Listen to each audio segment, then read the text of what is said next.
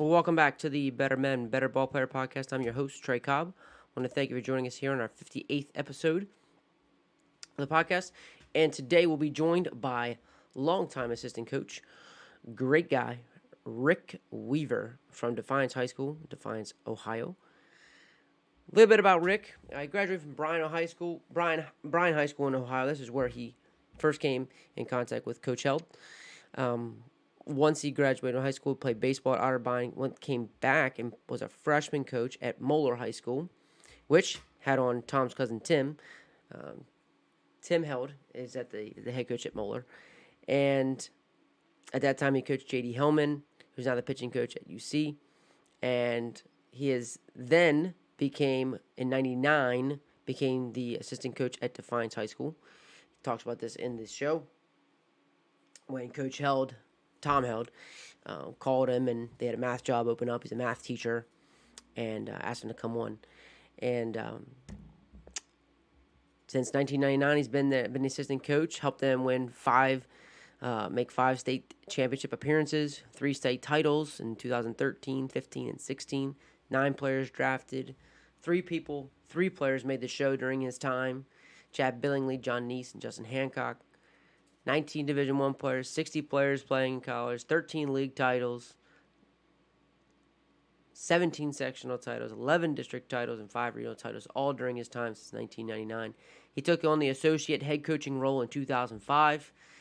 And, every convention I know that I've been at since 04, 05, I've seen Rick there with Tom, and if we're hooking up, and had plenty of conversations late into the night in Coach Held's hotel room, having hot stoves and just learning the game, sharing the game, and Rick's been there every step of the way. So we're getting a ton of great information.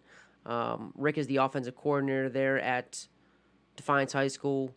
Defiance is really known for all the great pitching stuff, and he dives into a lot of great hitting stuff and offensive stuff he does, along with his assistant coach and helping roles of the pitching side of things and everything, just being a good assistant coach.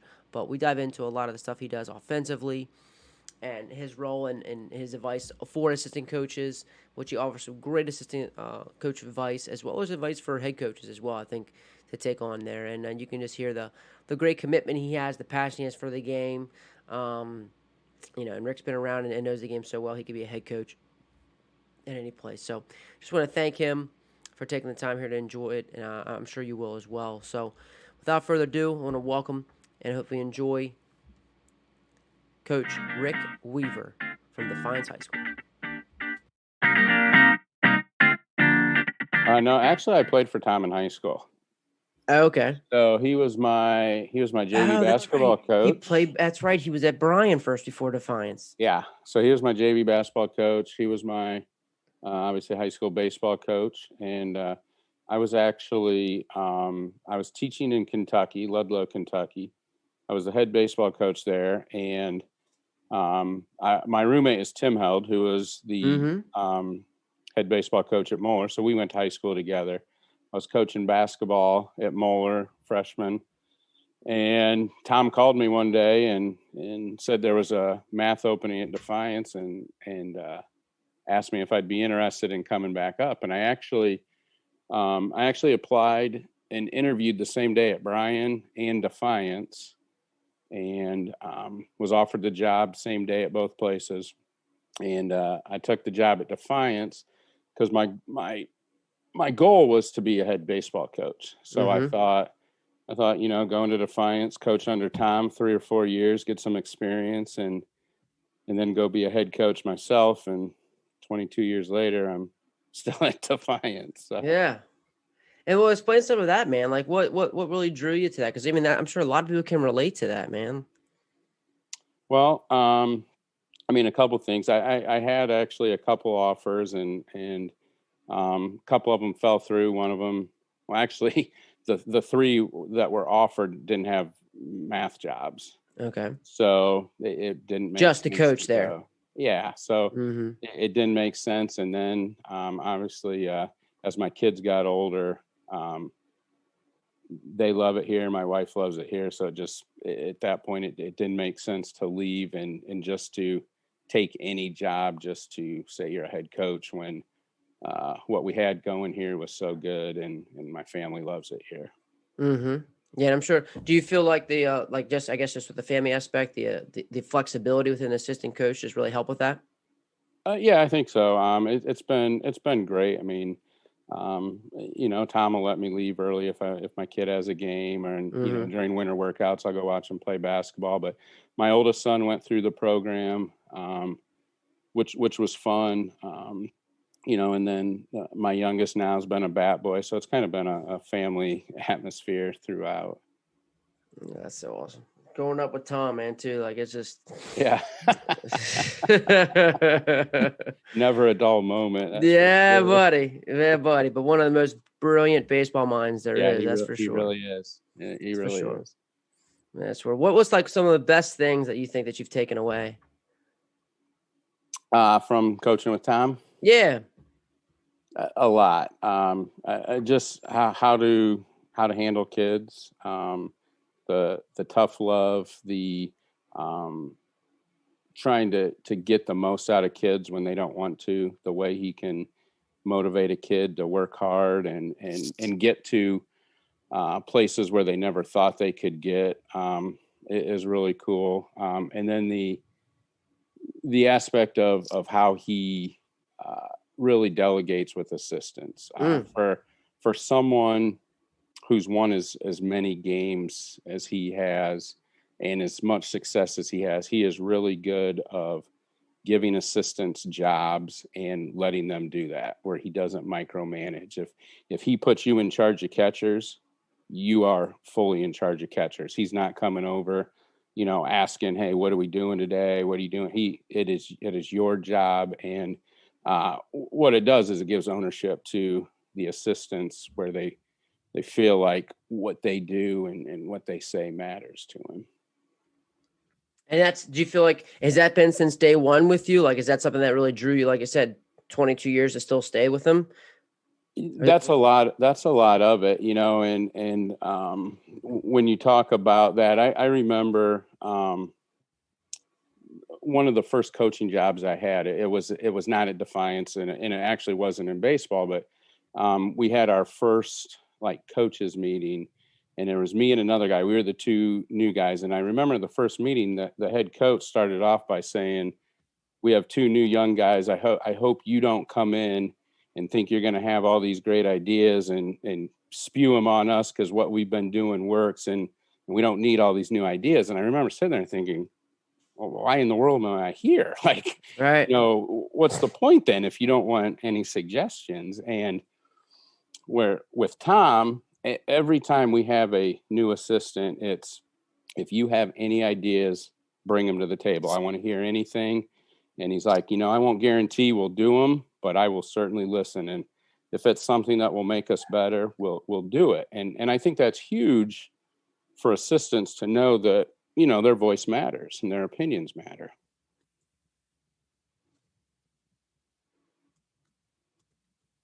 To be heard. Great. Great advice. Absolutely, man. Absolutely. So like, just thinking, so what's the job that he gave you? Okay. So I'm the hitting guy. So I'm in charge of all the hitting. I do outfielders and base running, but so I do all hitting. So the first hour of practice is all hitting. I mean, in 22 years, he's never once asked me, "What's the plan for today? What are you doing?" I mean, that is the hour where I'm in charge, and he takes orders from me. I tell him, "Hey, here's what you're doing. You're throwing here. We're doing this, that," and then after we hit for an hour, then I go back to being his assistant. But it's awesome because, like I said, I have full control of the hitting, and obviously we talk. Like, it's not like we don't talk, but I'm in charge of that, and all winter I do the hitting. I do all that, and like I said, he lets me do what I want, and it's awesome from that standpoint of being in charge of something. So you don't always feel like the assistant. Not that that's a bad thing, but like your hand is on that. Mm-hmm. And like, so how has that might have changed? Like, so when you said like when he gives you your job, is it something where like, are you looking at like in game performance, whether, hey, like I think we can try this, that you guys have those conversations about like, or like, hey, like I don't think we're doing really well at this. We do. Yeah, we do talk there. Now, what would be what would probably surprise a lot of people is we very rarely talk during games. Mm-hmm. There's very little communication between us, and the communication is in between innings where he may say, "Hey, be looking for a pinch hitter with so and so coming up. I want to hit for him." And you know, I coach first, he coached thirds. We give very few signs. So we've been together so long. So I really control the running game from first. I decide what we're going to do in that regard. Now he'll put on bunts and that, but very rarely does he give signs of what he wants. We just kind of make eye contact, and we kind of know we've done it long enough. We know each other. We know our philosophy and what we want to do. So we just kind of make eye contact and, okay, here's what we're doing in this situation. And then I relay it to the guy on first. Wow. That's a serious relationship. Especially how many big games that you guys have been in. You're like, yeah. That's pretty wild. Like, oh, we're just gonna make eye contact. You're like, all right, we're gonna put this on. Like, let alone like 5 region titles, 11 district titles. Like, we're just make eye contact. That's what we do. That's incredible. I mean, we've talked about it a lot. We know how we want to attack it. Yeah. That's all right. That's great, man. That's great. But I think it just goes to show like you need a good relationship too with your coaches, you know, like for, you know, head coach, assistant coaches, those their relationship really matter, even from a coaching standpoint. Without a doubt.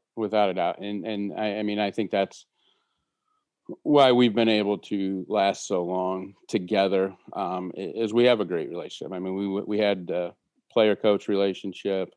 We've kind of had the father-son relationship. Now we have the friend relationship. I mean, he was in my wedding.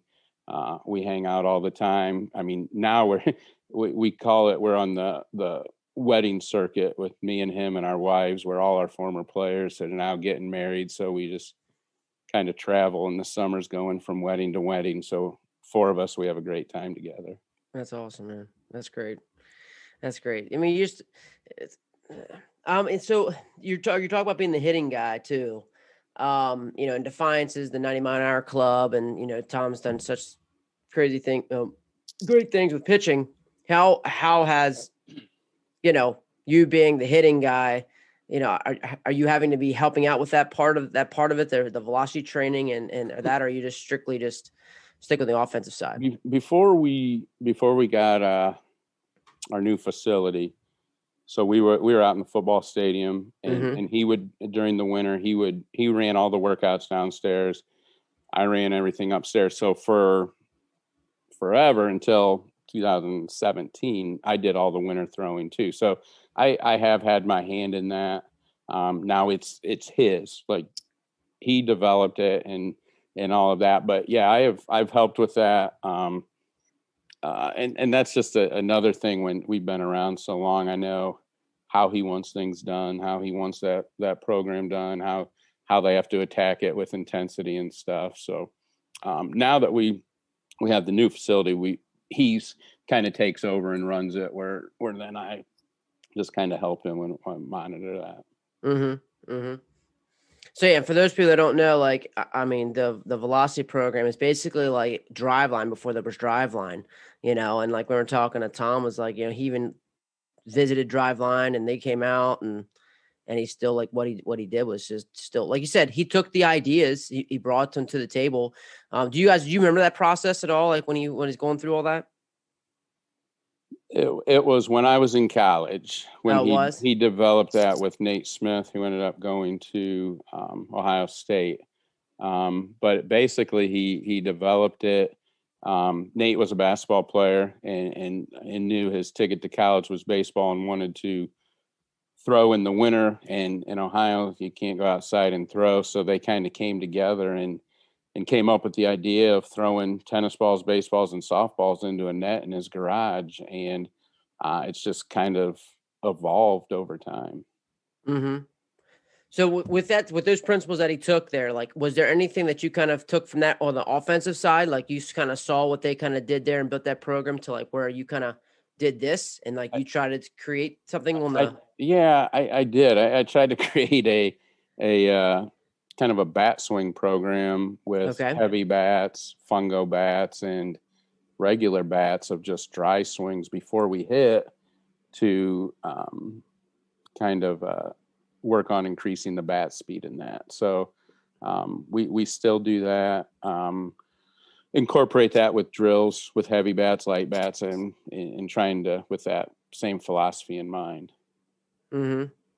So that's something you say you still do that today. We do. Still do that before like your cage work and for your cage sessions. Yeah, we do it. We do it. Yeah, we do it a lot in the winter. Oh, you do? Yeah, that's when we really attack the bat swings is in the winter with that. Yeah, before we do any station work and stuff. So is it strictly just a dry swing? Just a dry swing with the heavy bat, the light bat, the fungo, and the regular? Yeah, bat? That's how we start it, and then within station work, we'll do the fungo bat with tennis balls. We'll do a heavy bat, regular bat. So all winter we're working with different weight bats of trying to increase the bat speed. Okay, and you don't take any of that during the spring? You don't like it during the spring? I do. We still do the station work with the different bats. I don't do the dry swings in season. Okay. So it's mostly just your station work that you're going to do. Yes. Okay. What's some of the stuff? What's like some of the best things that you like to do? Like, we think the best things that you guys do offensively, from even practice. Let's say a practice plan. Well, a couple of things. We have a home plate machine, so one of those pitching machines, and we have really incorporated in the last year velocity training for our hitters. So we have the home plate machine, we have a hack attack, and we have a hack attack junior. So the home plate machine we crank up, which is probably, I would say we set it at probably 90 for velo. Curveballs we try to set as fast as they can go, and then the hack attack junior we set up probably about 3/4 the distance of straight velocity, and we just really attack seeing velocity as much as we can in practice. Wow. So if I'm visualizing this right, you have one machine just pounding it, and then you got another one sort of like doing curveball. So you just machine it, right? Yeah. With like just nasty stuff. Like you're talking high velocity and, like you said, the fastest curveball possible. Yes. Yeah. Serious. So we have 3 cages of straight machines like that, and we actually. Oh, so it's 3 cages. Oh, I was visualizing like actually on the field. Oh no. This is our cage work. So in our indoor facility, we have 6 cages. So we'll have 3 machines going at one time, and then we actually just purchased another hack attack junior, so we can have 4 machines. And then just throwing sliders, I guess. Yeah, just throwing whatever they're gonna see. And then Tom will throw in one cage, and that's our exit velocity cage, where we chart every exit velocity in that cage, and we have basically the champ of the day who had the best rounds, and then we keep their averages. And then what we do after we hit every day is we split them into 2 teams. And then we have an exit velocity challenge where they get 4 pitches. Every time they hit it over 80, they get a point. Every time it's over 90, they get 2 points. And then the losing team usually has to run. So we just incorporate some competition with them. Absolutely. Yeah, it's kind of fun. The kids really get into that. Is it just simply just you behind them with a pocket radar, with a radar gun? We have 2 stalkers mounted. Okay. And then we have the LED board that will display it when it comes up. Very cool. Very cool. Yeah. So we are big on velocity in everything we do, hitting, throwing. We're big on records, beating your own personal records. So it's all about competition and trying to make them better each day. Absolutely. Because that's why I asked the question first, knowing how much velocity played with pitching and how you guys would have went with that offensively. Because I mean, you had to have those questions like, okay, if defensively we want to do this, then offensively we want to do this. You know what I mean?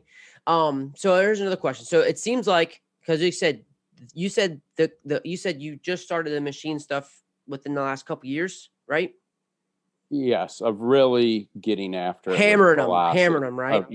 Of basically where they're demoralized sometimes when they come out of there, and that's the first couple weeks, like they're so mad when they come out of there, and what's cool is to see the process of them finally being able to this doesn't affect me anymore. I can now hit this consistently.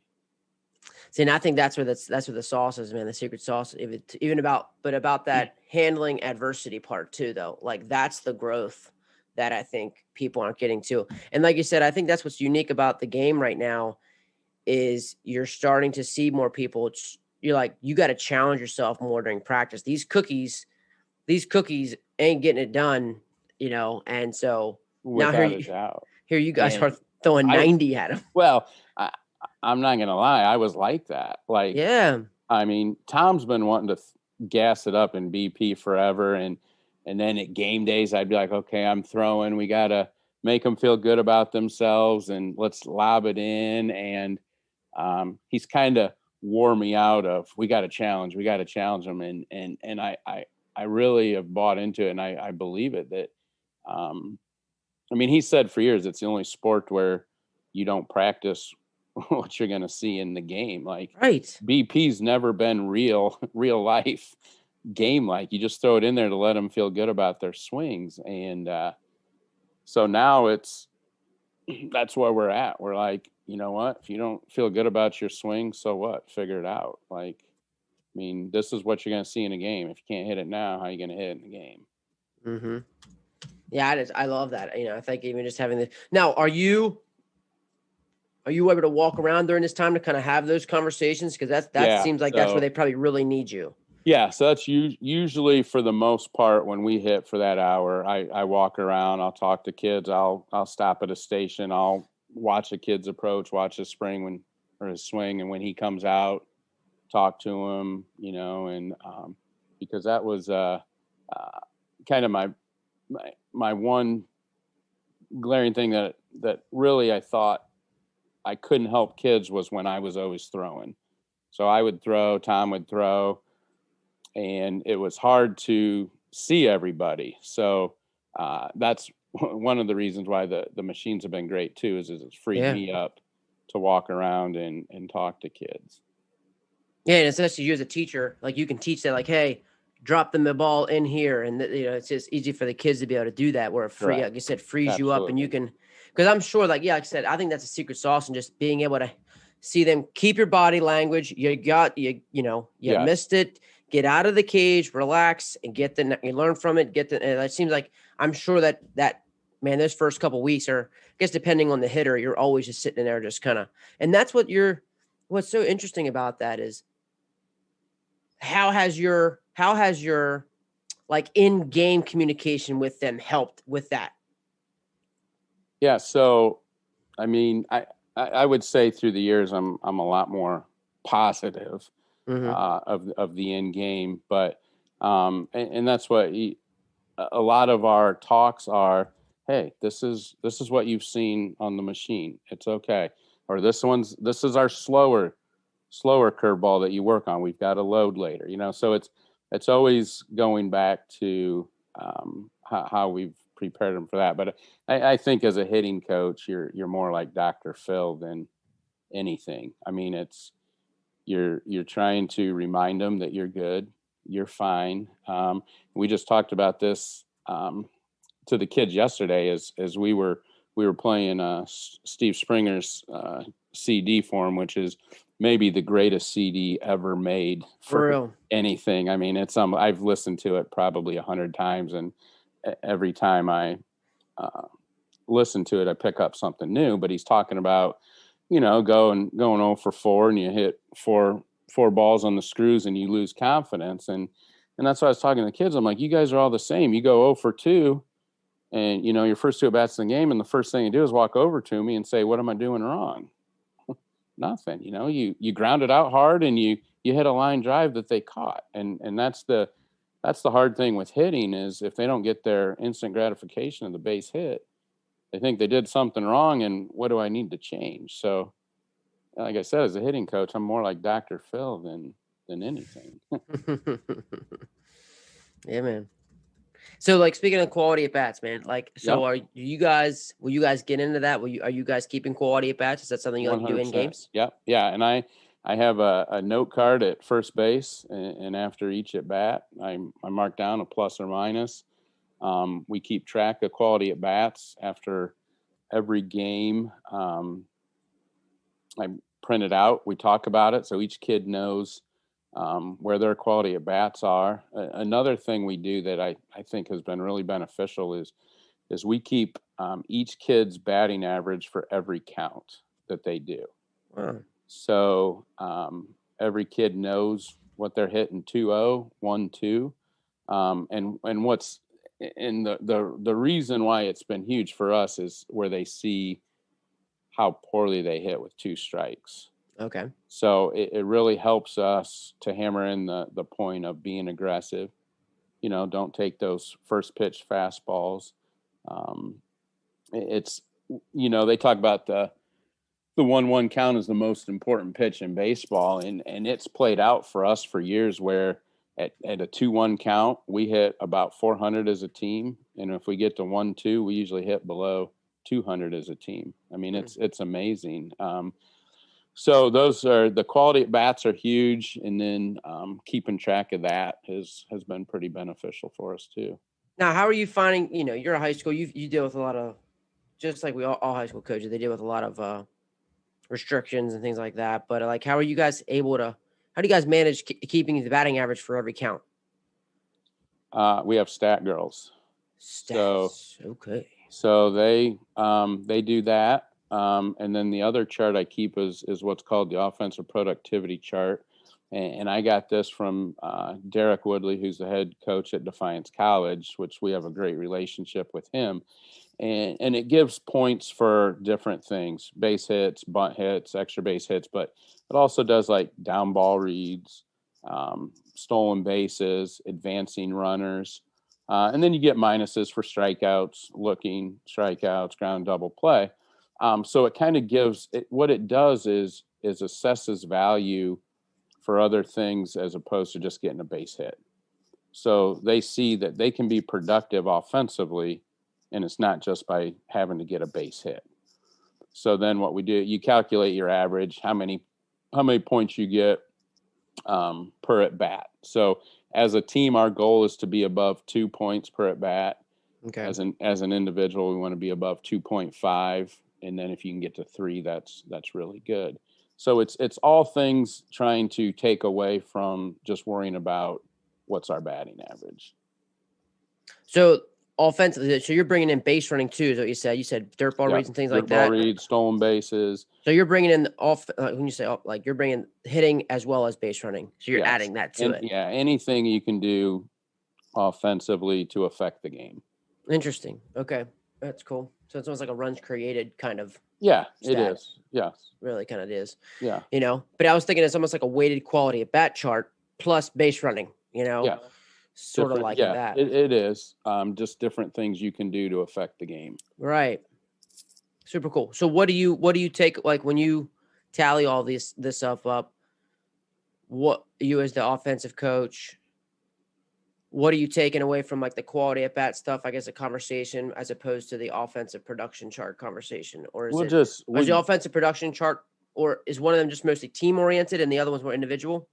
No, they're both individual. Now the offensive productivity has a team value, but they're all individual.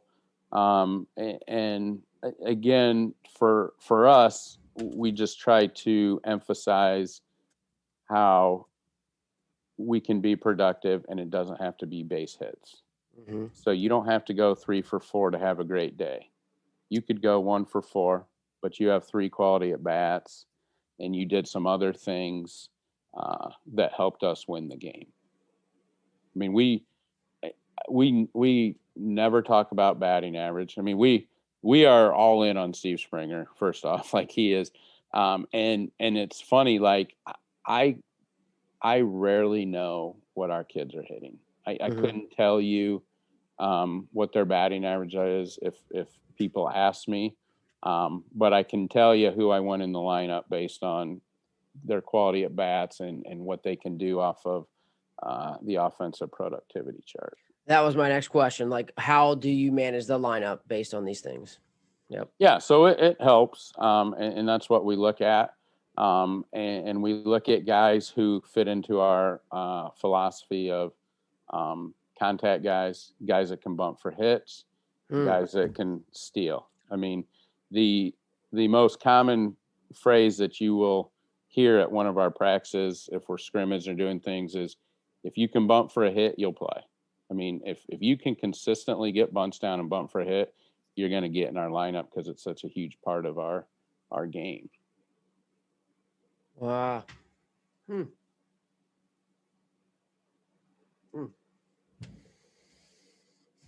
So you like to challenge at practice. You like to challenge, you're challenging with the machines. Are you and if bunting is part of your practice, and like you just said, that part of, do you guys like do a lot of live stuff? With a lot of bunting and do maybe bunt scrimmages? How do you incorporate those kind of things into your practices? We do. So the last hour of every practice is scrimmage. We scrimmage each other, and Tom throws, and we split them into 3 teams, and we just create situations. Usually we'll start with the guy in first, and that guy has to bunt to get him over. And then the next round, it's a guy in second, they got to bunt. So we incorporate bunting in that all the time. We play a bunt game that's all bunting based on situation, and they get 1 try. If they don't get the bunt down, they run a pole. And so there's consequences, but we bunt in practice all the time. Probably 1 to 2 times a week off the curveball machine is strictly bunting. Where obviously we're working on that. We'll sometimes move it over to the Hack Attack Junior. That's just the straight fastballs. But yeah, we work on bunting a lot. So it's a huge part of our game. And like I said, if they can't bunt, they have a hard time getting in our lineup. I mean, that's kind of the first thing when we talk about someone, and that's what Tom like. I don't know. They can't get a bunt down. So you better be able to hit a lot of gappers if you can't get a bunt down. Right. Yeah, you better be able to swing it for sure. So it says Tom's always throwing. Is he trying to throw live? Like basically, when I say live, I just mean like anything's coming: fastball, curveball, changeup. Only if someone mouths off to him, and then he snaps off a slider and tells him to sit down. Usually it's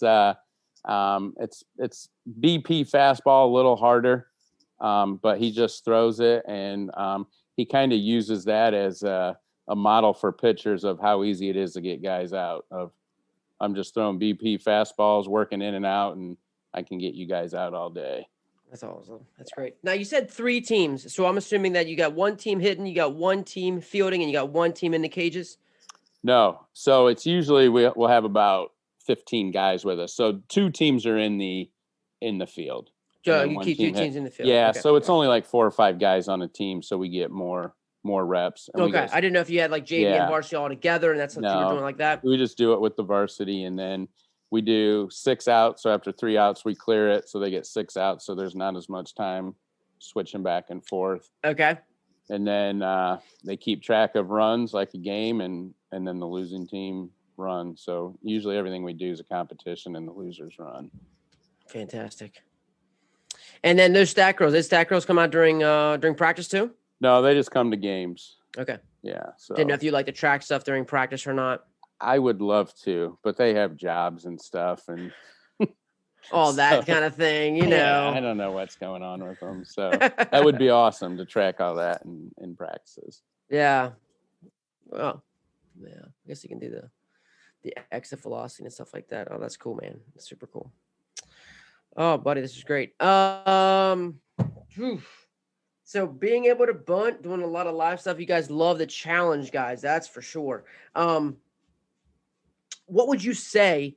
Would you say that you're willing? Like, we've heard that you're going to challenge guys that they're going to see in the game.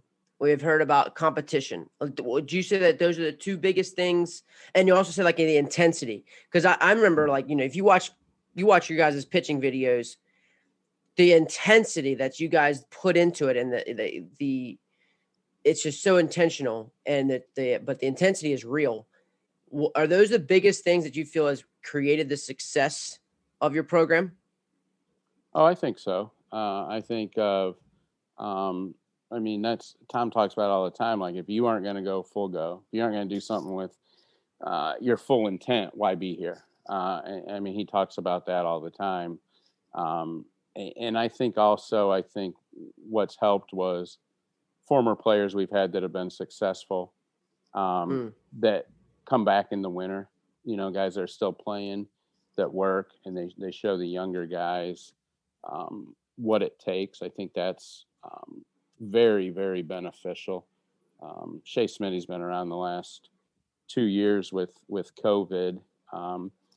He played at Louisville, which obviously is a big time program, and he's now with Tampa Bay. And I think it's big for kids to see how he works, how he trains. Like when he's ready to do his throwing, he's all business. He's not taking 4 throws and then walking around joking. It's all business. And we've had other former players that come in and they've seen that. So I think that helps. And then with Tom, I mean, he's a no nonsense guy. Like when it's practices start, we're going, and the kids know like it's time to ramp up and go.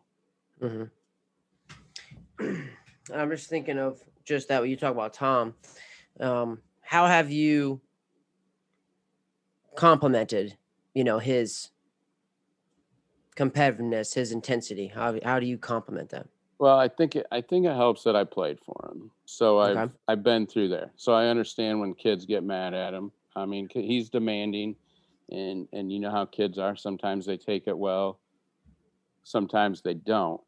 So I'm kind of the good cop a lot of times where after he's got into a kid and they might be sulking or pouting, I'm the one I go over and pat him on the back and say, hey, it's all right. He's doing it because he wants you to be good. Like he sees something in you, and that's why he's on you. So I'm kind of the good cop, and I guess all head coaches kind of have to be the bad cop. So, but we've I don't know. Like I said, we've had a great relationship. It's worked out great for us for 20 some years. Yeah, for sure. No, for sure. There's no doubt. That's the reason. That's the reason I reached out to him. I was like, couldn't wait to talk to Rick. But have you ever had this tide turn, like where you've been able to had to be the bad guy, and he's? I think. Or are you mostly sure. always? Are you mostly always just like, oh, it's okay? No, I've got into them before, but I think they've always said they always say like when you get mad and we know something's wrong because you never get mad. So it's usually it's in the games when I snap at them, but yeah, I'm pretty laid back. I'll usually go over and say whatever, Tom does that. I think he likes that role. I think he likes the role of being the bad cop yelling and that, but yeah, I have been before, but I usually as the assistant, I just sit back and let him do it. Yeah. I've just been thinking about your role as a teacher too, like you being able to control that kind of, on that, I guess on that side of things, do you find yourself taking care of some of that in I that do. role? Absolutely. Being around for 20 years, I get a lot of teachers that email me too, like, hey, I've got so-and-so in class. He's a pain. Mm-hmm. And yeah, I do a lot of that where I'll go pull the kid out of a class and talk to them. And so that makes it nice when you have two teachers in the building that can kind of monitor what's going on. Yeah, for sure. I think it's crazy valuable to have that in the building. Without a doubt. And like I Without a said, doubt. they're going to talk to you. Like, do you find that, they're going to talk to you more. They're going to confide in you more, and it's so come to me a lot. Yeah. Yeah. Yeah. And it allows you, just you being in the building allows that just nice access to be able to without bounce those ideas off you. Yes. Yeah, that's great, man. Super good. Super, super good. So like just thinking of, some advice. Here you are 22 years in. Like what's your advice for assistant coaches? Wow, that's a good question. Find a program that values working hard, that values winning, that does things right. I think a lot of young coaches, I think, want to jump into being a head coach, so they have the title, and they go to bad situations, schools that maybe don't support baseball or whatever, and you see a lot of young good coaches get out early because they get into bad situations. I don't think you need to rush to be a head coach. That was, after a few years of being an assistant, I knew I was in a great situation, and I didn't feel like I needed to go to another school just so I could say I had a title of being a head coach. But I also think that was part because of Tom being able to give me responsibility where I didn't feel like, hey, I need to go somewhere else so I can feel like I'm having input into a program. I was having as much input as if I would have went somewhere to be a head coach. So I think that is ultra valuable.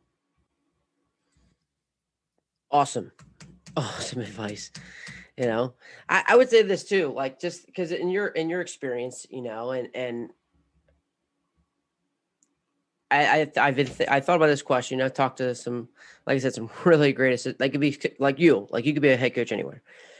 What kind of advice do you have for head coaches when kind of managing the assistant coaches, and being able to, you kind of touched base on this a little bit, but right. What would you say to that?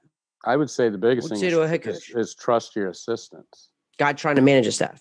Yeah. Like if you want them to be in charge of the pitchers, trust them to do it. Or if you're in charge of the catchers, trust them. And again, that's a huge asset.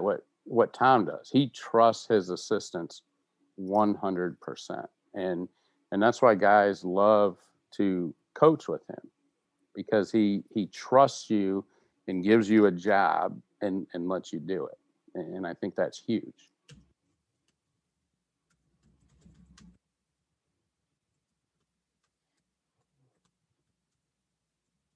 Give them a job. Let them do it. Simple things, right? Like we think that will be simple, right? But like you said, you've been in a situation where that didn't always seem the case. Yeah, where it was not the case, and it wasn't as fun. I did not enjoy that as much as what I do now, because I didn't feel like I had any value. Like they didn't care what I had. Have you seen? I guess have you seen in 22 years where a guy was given a job, just wasn't able to do it, and needed to find another fit? With us, no. Now, I think a lot of that, a lot of our assistants have been former players. Okay. So they knew exactly what we wanted, which I think, I think is another one of the brilliant things Tom does is tries to bring back former players, because they know what we want to do. They know what the program's about, and they have ownership in it because they've been through the program. So that's been as big of anything, and I think that has helped us with our success is all the former players that have come back to help. Okay. I think that's just great advice there as well. Just for like looking into, former players that you do have, possibly Yeah, that's good advice, man. So no, 22 years ago, well, like just Defiance. Let's say you were back at back in that meeting. I guess when you first started coaching and you weren't allowed to give any advice as a new guy. What do you wish you knew now that you wish that you what do you wish you knew then that you know now? It's a great question, and it's so hard to answer. There's so much. I think if you look at game wise, I wish like as a young guy, I'd tell myself, don't argue every call. Like every close call, I'd always want to argue. I'm like, you look back and you're like, you probably look like a fool out there. Every close out or safe call at first, arguing. I think probably the biggest thing I would say is don't take the losses home. I was terrible at that as a young coach, coming home after a loss and in a terrible mood, and then your wife and kids are affected because you're in a terrible mood. I think the biggest perspective on that changes when you have kids. You realize your little 2-year-old doesn't care that you just lost a high school baseball game. That's good, Rick. That's really good, you're Rick. Home. But I think the third one is I think as coaches and even as a teacher, you're always like looking at what kids are doing wrong. Like, hey, you need to work on this. You need to do this. You need to do this. As I've got older, I find myself trying to point out what they're doing right as opposed to wrong. Because I think kids are told all the time everything they're doing wrong.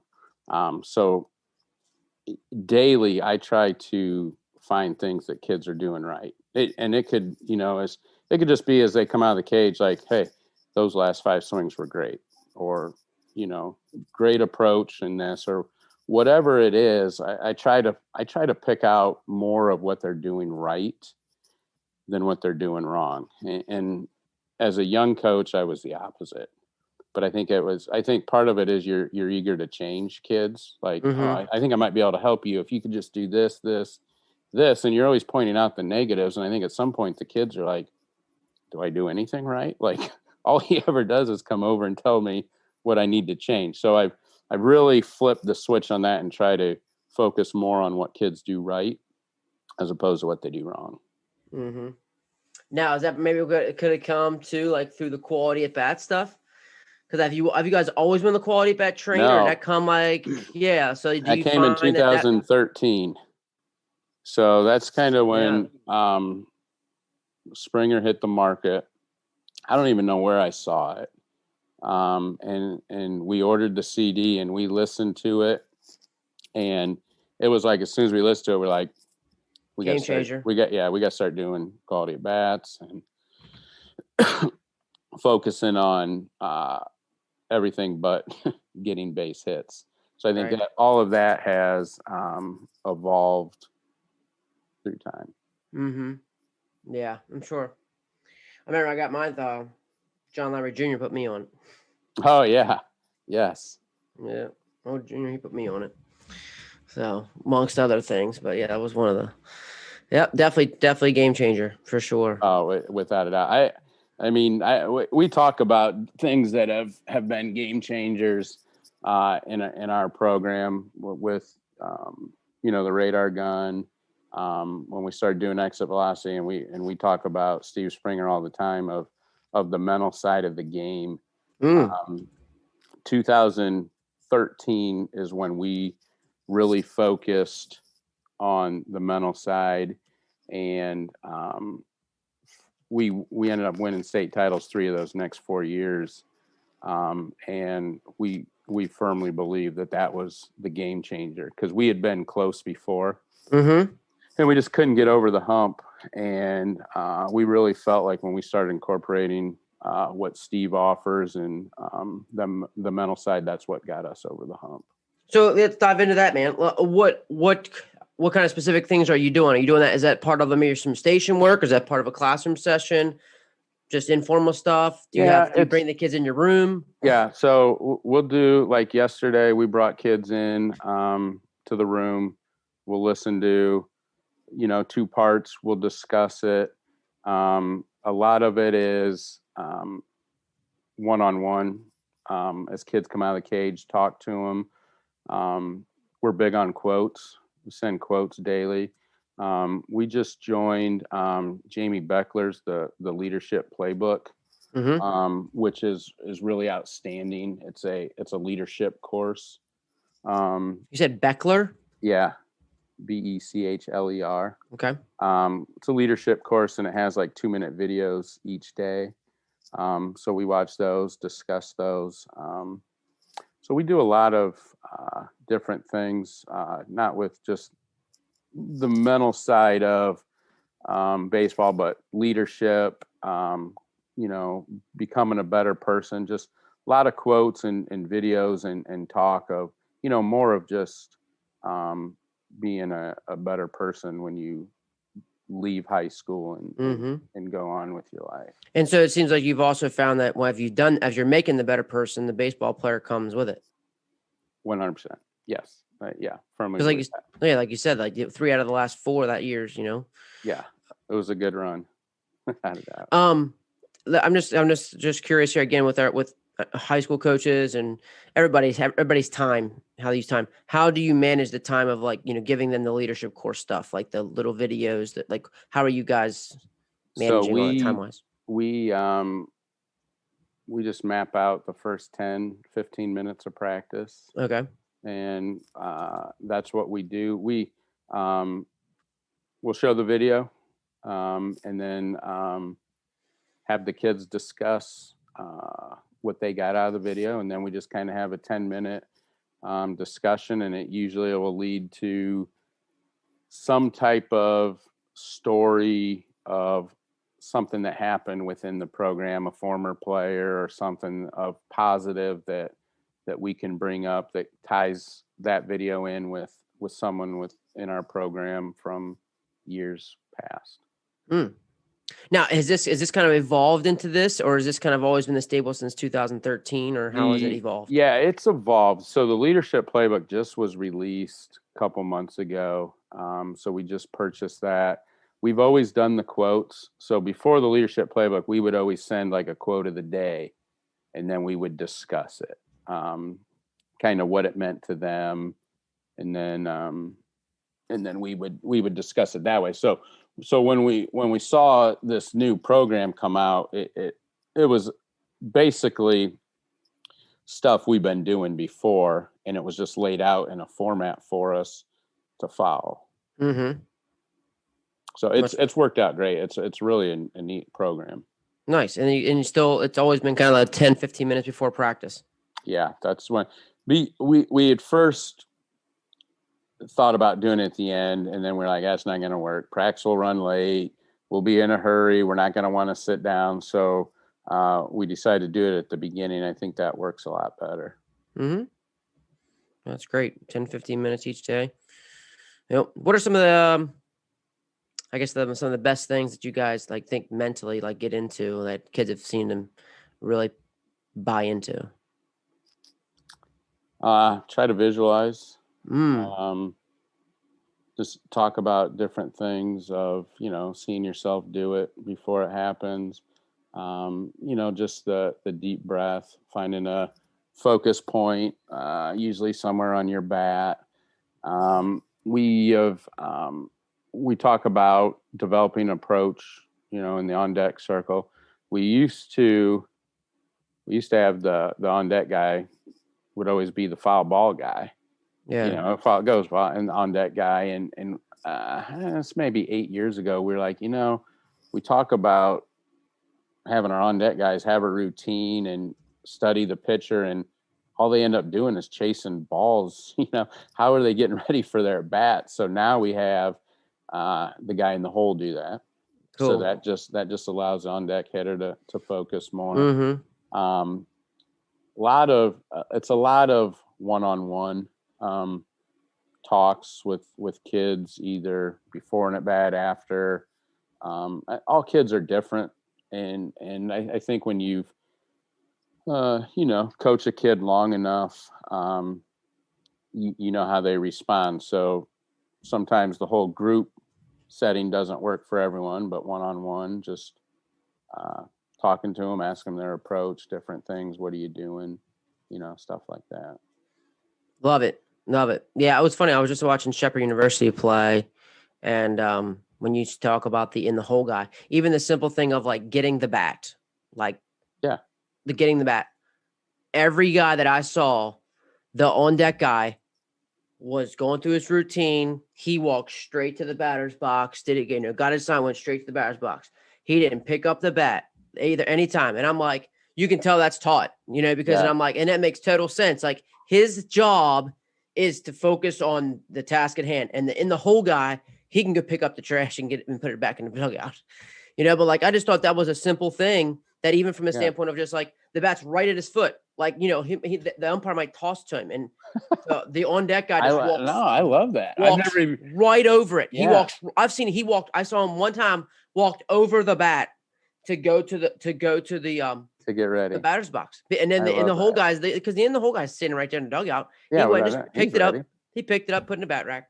I'm like that makes total sense. Like what you were saying. Like we should not be getting our on deck guys the foul balls to do all that. Yeah, like so I'm like that's for me. Like like because the funny thing was the on deck guys sometimes got the foul balls, and I'm like, but then you're not getting the bats either. So I'm like, all right, we got to do what So that's why I had to tell that story because I'm like, what you just said. I'm like, yes. Why was he getting the foul balls, but they weren't getting the bats? Like, so because I was like, I loved it. I love they didn't get the bats. Like I'm like, that's great. Like that you can tell like. This is what this program does. And they hit. Like if you go to Shepherd, because you can hit. Like it's a hitter's bandbox, like you can hit. And you can tell like you're on deck, like you ain't worried about nothing else, buddy. You're gonna walk right over this bat because you're ready to do some damage. But yeah, just like you're saying, man, you want them to have good routine. Don't get the foul balls. Have the on deck guy get it. And have it in the whole guy get it. Like that's make perfect sense, man. And I think just stuff like that. I think you guys just do it right, man. It defines like just a matter of like what does make sense. And we're going to start showing you nasty stuff because this is what you're going to see in the game. And I'm going to coach you through the adversity. This is what we're going to talk about in the game, and we're going to put these bunt plays on because we're going to do this in the game, and all that stuff. So, man, it's just you guys do it right. And Rick, I just appreciate your time, man. I appreciate you coming on. I appreciate you having me. I really do. I was flattered when I got your text. I really was. Oh, man. It was awesome. And I was just, like I said, I just looking back through the guys I had on the first year, Tom just always sticks out to me. And I'm like, I've sat with you in hotel rooms late at night. Absolutely, yeah. And I'm like, let's just talk to Rick. So I was just really looking forward to it, man. And it's nice to get a good glimpse, especially the offensive side at Defiance, man. It was really cool, man. I can't imagine. I'd love to get out there and see the new facility and stuff too. Oh, you got to come out. You'll be amazed. There's no way a high school program should have what we have. We are so spoiled. Yeah, but you guys created it though, man. It's just because of your guys' hard work and what you guys have done, man. You guys, for sure, you guys have earned it. It's been fun, that's for sure. Yeah. So Rick, lead us. Let's say some guys want to talk more baseball with you. What's the best way maybe contact you, buddy? Absolutely. They can email me. Yep. Which is rweaver@defianceschools.net. Okay. They can shoot me a text or call me. My number's 419-438-6519. I'd love to talk to anybody. Yeah, man. I mean, that's the great thing about baseball is everyone's always willing to help each other out. I know when I was a young coach, I would always call coaches, email them, go to clinics and talk, and the veteran coaches were always more than willing to talk and help out. So I would love to give back if there's any young coaches or assistants who have any questions. I'd love to help them out.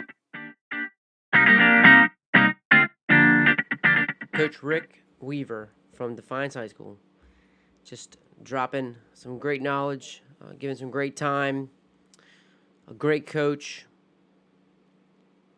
who found himself a great situation, found value, and like he said in the podcast, he was able to have an impact and do the same kind of things in a great program being an assistant coach.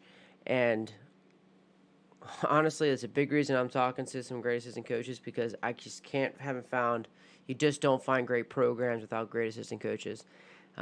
So it's, for all the great guys that we had the first year, those great programs, you're going to find some great people behind the scenes there.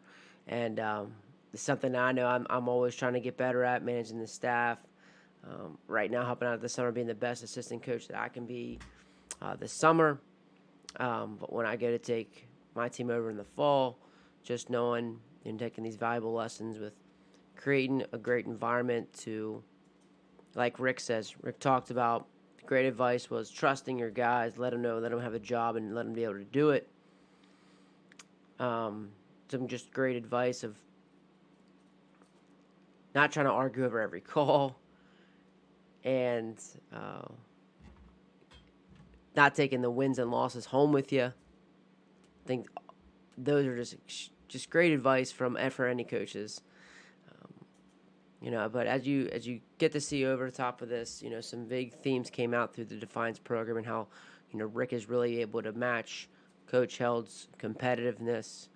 So they bring in the exit velocity competitive. They bring in the intensity with the high velocity training for hitters. They bring in the really tough curveballs. So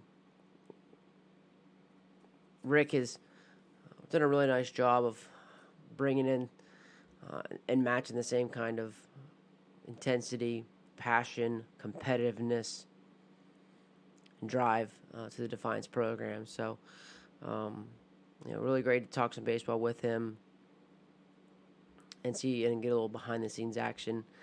What's really nice about the assistant coaches, and that's what's so great about assistant coaches' role, is you can just coach. You can really focus on a lot of the coaches, so we get into a lot more specifics of what they're actually doing, and that's what I really enjoy about the assistant coach role and talking to assistant coaches.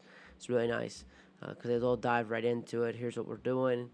Here's how we do this, and it's just really, really neat to see. So behind every great program is great assistant coach, and no one other like Rick Weaver. So prime example, Rick Weaver at Defiance. So again, you want to reach out to him, it's rweaver@defianceschools.net. rweaver@defianceschools.net, as well as a cell phone. He gave that out during the show, 419-438-6519. Great share, great guy to talk. We're happy to share, just like that's what's the best about the baseball brotherhood, that we are willing to share. So again, thank you for taking this time out of your day to listen to the podcast. Keep sharing it. Keep giving it out to those people who want to keep growing our game, knowing that this game helps teach so many lessons on and off the field. And until next week, keep getting better.